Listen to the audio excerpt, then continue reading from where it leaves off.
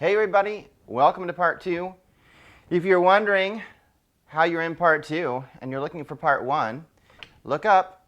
I'll put a link to part 1 so you can watch part 1 of this brewing video and then come back to part 2. For the rest of you, carry on. Okay guys, so real quick update.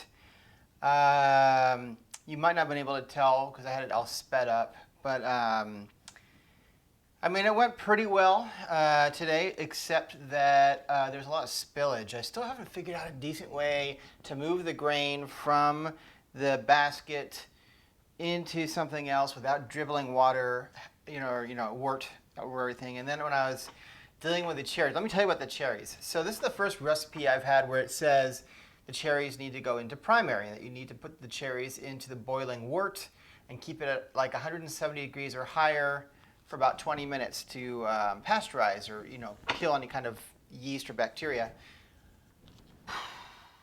There's a double-edged problem with that. One of which is that I do a no-chill beer, so that means the cherries are hanging out at room temperature for a while. Number two, I have always just put fruit into secondary because at that point your brew has already created alcohol, the yeast colony is strong and thriving, and putting in fruit usually doesn't cause a problem. So I kind of did this thing where I was like, okay, well, I'm going to put the cherries in, then I'll take them out, then I'll have to figure out how much water I want to top up with, and then I've got to put the cherries back in because I don't want to move that wort that's still warm out of the kettle quite yet because I want it to cool down first before I do that. And I can't, if I put it direct, I could put it directly into the fermenter. I do have a metal fermenter, but then how do I aerate it? Spinning it with a spoon is not quite going to get me there. So what I did was I topped it up. And then I put the cherries back in, getting cherry juice and stuff everywhere. I'm sure that I've lost some clothing today with stains from the cherries. That being said, right now the wort is sitting in the kettle. It's currently at 118 degrees Fahrenheit, which is obviously way too hot to put in yeast. And that's after I put those. I'm sure you saw me putting the giant blocks of ice to cool it down and to top it off. So, and that's usually the case. I put in the ice, and that's enough to cool it off by the next day. So tomorrow morning, I will move it, and of course I'll put it on video for you. But I'll move it from the kettle into a fermenter. I'm going to have to move the cherries manually. I might make another mess into the fermenter because I want the cherries to sit in the fermenter. I did put the cherries in a brew-in-a-bag bag because I just keep thinking of what a nightmare it will be to try to pull them out when the beer is ready to be transferred or whatever. I just think it'll be easier to deal with if it's all in a bag. What else? Okay, last bit here I think. So remember this is an oaked and chocolate beer. So the oak chips are going to need to soak in whiskey. You don't have to soak them for very long because they're small chips, and they're going to be. It's all about the wood chip to alcohol ratio. So if you use a smaller amount of alcohol and it has access to more wood, it's going to age or whatever, get that flavor out faster than say a giant barrel would. So what that means is that these are going to soak in some whiskey. I haven't decided which of my whiskeys I'm going to use, but it will definitely not be the good one. It'll do it for 7 days. We'll soak it for 7 days with these cacao nibs in there as well. And then what I'm going to do is take the oak chips out because at that point you don't want to be extracting any more flavor from the oak chips. It'll start turning south, meaning you'll get flavors you don't want from that wood if you leave it any longer than that. And then I'm going to leave the cacao. So I haven't decided what I'm going to do. I think it's this pretty small amount of cacao. I think I'll just dump it right into the fermenter. I don't think it's going to make that huge an issue. I thought about putting it into a like a bag, you know, but I don't think so. You know what I could, well, no, it's not. I was gonna say, I was thinking I had these tea things that are metal that I could, you know, use the alcohol to sanitize, and I could put the cacao in that. No, I don't think so. I think I'm gonna get, basically I want to get as much out of this cacao as I can. So I'm gonna leave the cacao in there for as long as possible. I'd put it in right now if I could, but I think it'll be better to let it soak in the alcohol for a few days. So I want to put that oaked whiskey in secondary. I want to wait until the beer is finished fermenting. So I'm going to wait 7 days. So today is Saturday. So next Saturday, I will make a quick little video of putting the oak chips in the whiskey with the cacao. And then for 7 days, I'll just shake it every time I get a chance to kind of keep it mixed up. And after 7 days, so the following Saturday, which will be the 2-week mark, I will pour the whiskey without the cubes and the cacao into the fermenter, and they will sit there for the rest of the next 2 weeks, and then I will bottle.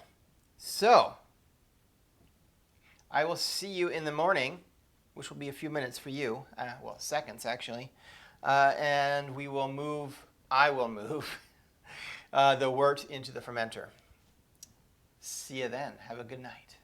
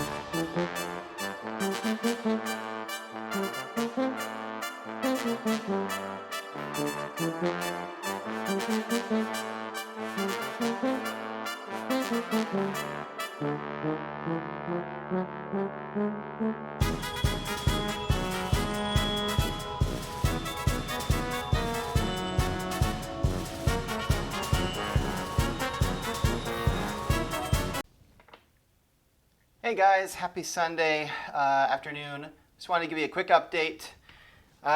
If you watched the video, you might have noticed I had some issues. I mean, earlier on I had issues with just transferring, you know, the cherries and getting stuff like the juice spilled everywhere. Probably ruined about 4 t-shirts. We'll find out, but I'm not holding out hope. Then I had an issue where when I was transferring the wort into the fermenter, the valve on the fermenter was cracked open, and so the first half gallon sort of ran out. And at least I kept it inside a big Tupperware bucket, so it didn't go everywhere. But I had to take it out and rinse it out and clean it. And because the Tupperware is not sanitized, I couldn't keep that liquid. I had to dump it. So I ended up with about 5 gallons instead of 5.5. But it could have been worse, so at least I didn't lose a ton. But disappointing anyway. So now it'll sit there for a week, And then I'll be back in a week to quickly show you just putting the oak chips in the whiskey and whatnot. And then I'll be back a week after that to put that whiskey into the fermenter. I guess last thing I would say is, because there's fruit in it, fruit can float.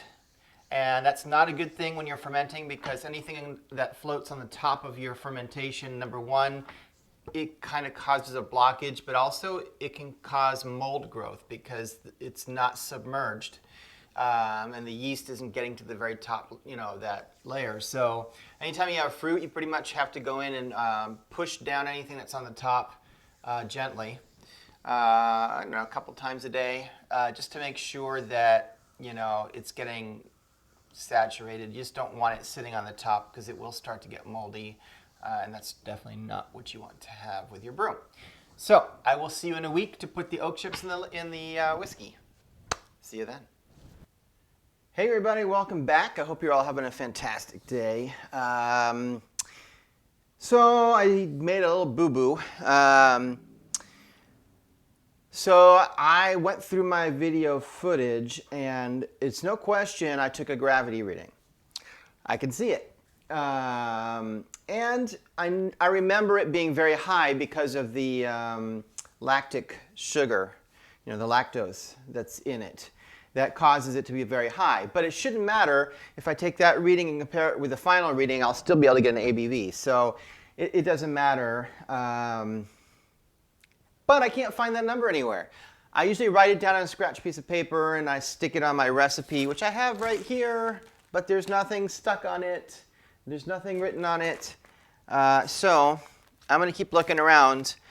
But bummer is I have a feeling I may not have a starting gravity number. So I still know about how much alcohol should end up being in this, which is somewhere around 8%.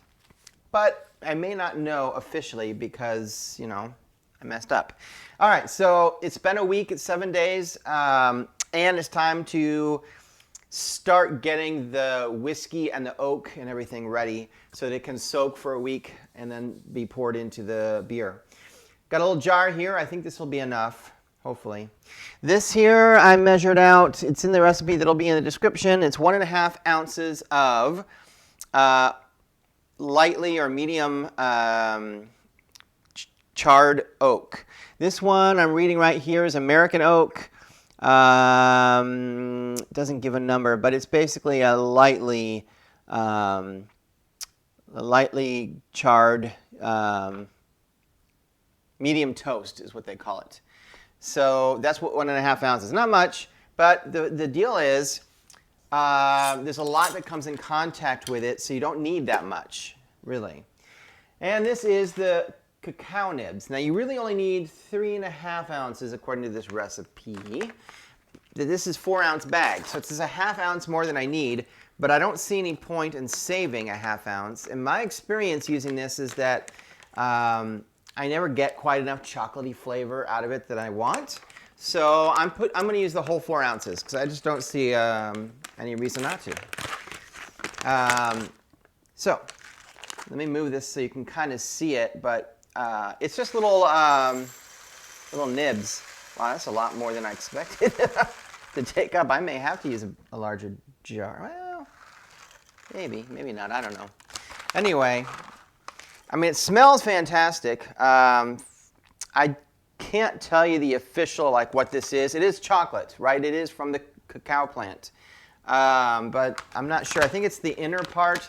They must roast, the seed that's on the inside. But there's no, obviously, sugar or anything added to it. I'm sure you could Google it and find out just a little bit more details as to what it is. But it just looks like little, little pebbles. I don't know if you can see this. I can't even tell if I'm facing it right to you. But it smells fantastic. That's all I can tell you. I'm going to see how this looks because I may need a bigger jar. Gosh.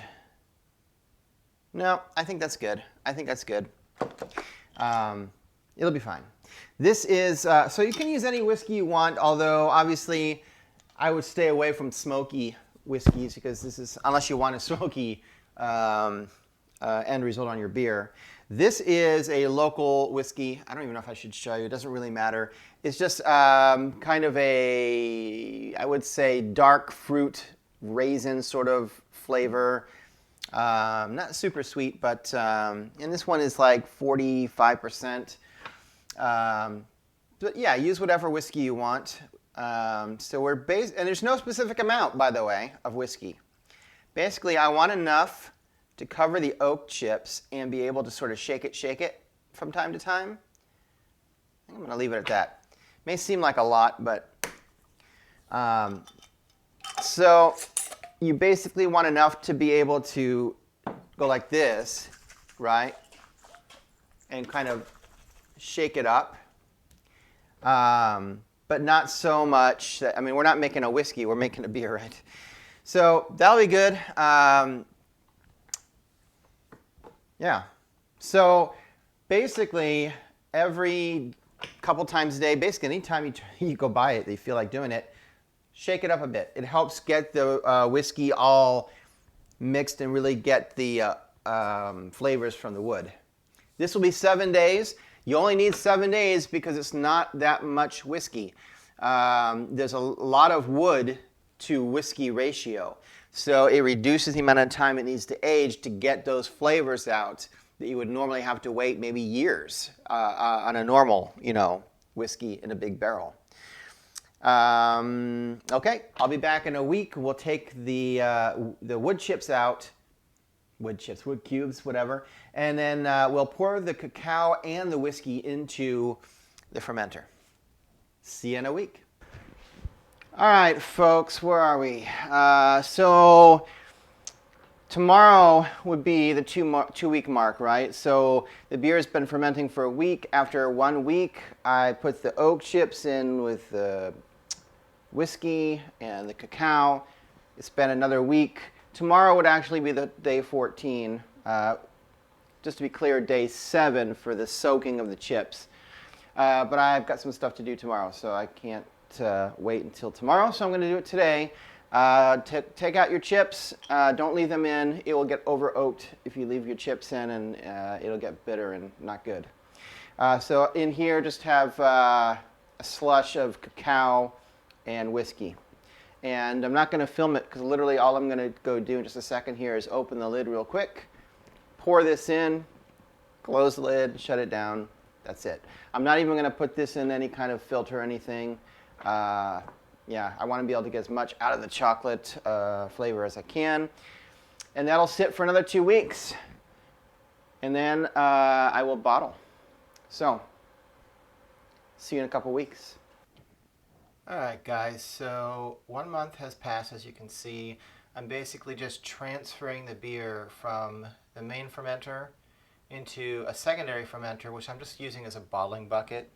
And I fully intend to get an actual bottling bucket. I'm sure you've heard me talk about how I hate using siphons.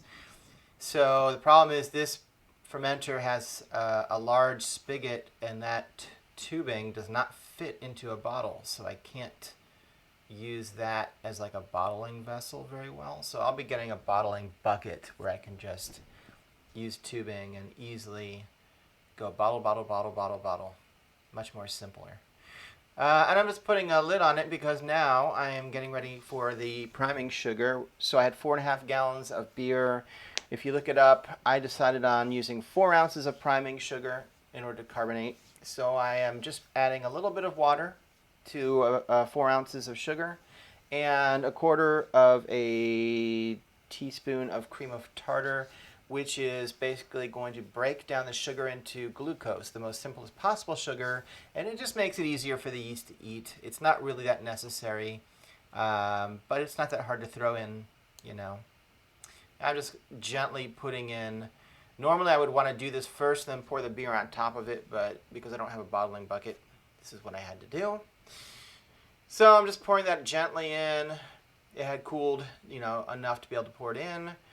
That's done. Now I've got a siphon going, obviously, and as you can see, I'm just bottling it up. So I know it's hard to see around me. The camera was hard to set up, but Basically, I have a little device that I bought that I'll put a link to in the description off to the right there. It's like a little bottled sanitizer. It's nice because you don't have to use like a giant amount of sanitizer, and sanitizer is pretty expensive. And you just push down on it, it's got a spring on it, and it shoots sanitizer up inside the bottle. And then I just dip a bottle cap into it to sanitize the bottle cap and put it on top. And so I'm just using the siphon to fill each bottle, sanitize, put a bottle top, and that's pretty much it. I don't think I'm going to play the whole thing because this video is too long already, and you get the idea. This is what I pretty much did for the full hour or whatever it took me to do it. So I'm going to stop the video, and you can just assume that this continued on for quite some time until all the bottles I had were full. I filled 48 bottles because I only had 4.5 gallons of liquid. If you're interested in knowing how many bottles it takes. All right, everybody, welcome back. So it's been a few weeks since I bottled, and so this should be carbonated. I'm shy a couple days of 2 weeks, but man, I just can't wait. I have so high expectations for this. So high, I actually broke out my sour glass. Well, actually it's a saison glass, but I see sour beers served in these. I don't know. It's a cool looking glass. I'll link to it on Amazon if you guys want to take a look. I only bought the one. It's just a cool shape. Kind of like it. Anyway, and I got the recipe out here because I wanted to take a quick look as I'm. Let's listen. Let's see if it. Oh yeah, there's carbonation. That's for sure. So at least there's that, right? I can smell it already, you guys. Let's see how it looks. I'm just so anxious because this looked like so good. Oh, look at that color. Oh my gosh. Oh, the head on this. Oh my gosh. Everything about this is exactly how I'd want. Actually, the head's a little bit too much, but man, dude, the cherry. I had no expectation that the cherry was going to come through, at least on the nose, right? I mean, I could smell the cherry coming off of this. I just realized it's been so long since I bottled, I totally forgot to be gentle. I think it's all right, but I may have stirred around a little bit of the yeast. All right, well, I'm waiting for the head to sort of settle a little bit. Let's revisit this. So, two-row, Otter Pale Ale, Maris Otter Pale Ale, Flaked Oats are in this, Special B, roasted barley, chocolate malt, caramel malt, Chinook and Cascade hops. It's not very hop forward. I did mash it at around 156 to give it a little sweetness. There's lactose in it as well for mouthfeel and sweetness. Of course, the cherries, 8 pounds of cherries. That's more cherries by weight than there was liquid. Yeah, and then of course I oaked it, right? Put oak chips in some whiskey for like 7 days, and cacao for chocolate. I mean, this thing's got it all. The color, well, it's harder to see the color now, but when I was pouring it and it was coming out, very nice, beautiful red color. I mean, it smells fantastic. You can definitely smell the cherry.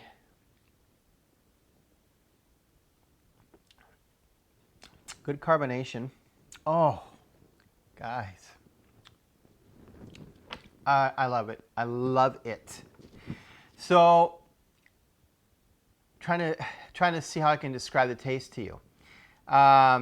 It's not overly sweet. You'd think that because I mashed it at a higher temperature and we have the lactose and the cherries, I expected it to be too sweet or overly sweet. It's not. It's not at all. It's almost like. It's almost a pale. I mean, the hops definitely bittered this. Oh man, I mean the carbonation level is perfect. It's interesting. There's more cherry on the nose than there is on the taste. The chocolate is like a bitter chocolate that's in the back, like almost on the finish. So it's not overly chocolatey. It's not overly sweet. You can get some cherry off of this, but it's mostly in the nose, in my opinion. Fantastic head retention. God, this is, wow. This is bordering on one of my most favorite beers that I've ever made. I made a hibiscus pale ale that was fantastic and easier to make for sure than this. This was a double. There was 21 pounds of grains, so I had to split it into two, and I was worried that it wouldn't work out. But we're looking at, I didn't get an original gravity reading on this. I did, but I didn't write it down. I don't know why. I'm not sure how that happened. Or maybe I'll find a piece of paper somewhere with it written down that I didn't realize, oh, that's where I put it. But I do know that just based on the recipe, this should be close to 8%. Oh, there's the chocolate. Wow. Wow, that took a while. But the chocolate's there. It's definitely in the finish. Oh man, I'm just gonna pour this so you can see that. Gosh, I don't know that you can see it on camera very well. I'm gonna leave that because of course there's yeast in there. But it comes out this beautiful, I mean, it's really a beautiful red from the cherries. Dang. It's gonna be hard not to drink this, quickly. My goal here is to drink only one per month, because I want to age it and I want to see, as the months go by, how does aging change? Does that bitter from the chocolate or whatever, and the sort of pale from the hops, does that sort of subside and smooth over years and that sort of thing? So we'll see how it goes. If I can actually hold back and not drink it faster. It's going to be tough because it's really good. All right, guys. Recipe in the description. I highly recommend you make this. If you like cherries, if you like chocolate, this is fantastic. Yeah, couldn't be happier. It's expensive to make because you've got the oak and the everything, the cherries and everything. So there's a lot more that goes into this. So it's another reason to drink one a month, so that it's something special because it cost more, took more time and more work. You really want to appreciate it. So at any rate, if I haven't said it already, don't forget to like, don't forget to subscribe. And thanks for staying till the end. I know it was a long one. I'm working on trying to figure out ways to shorten these all-day brew videos, but we'll figure it out as we go. In the meantime, cheers and keep on brewing.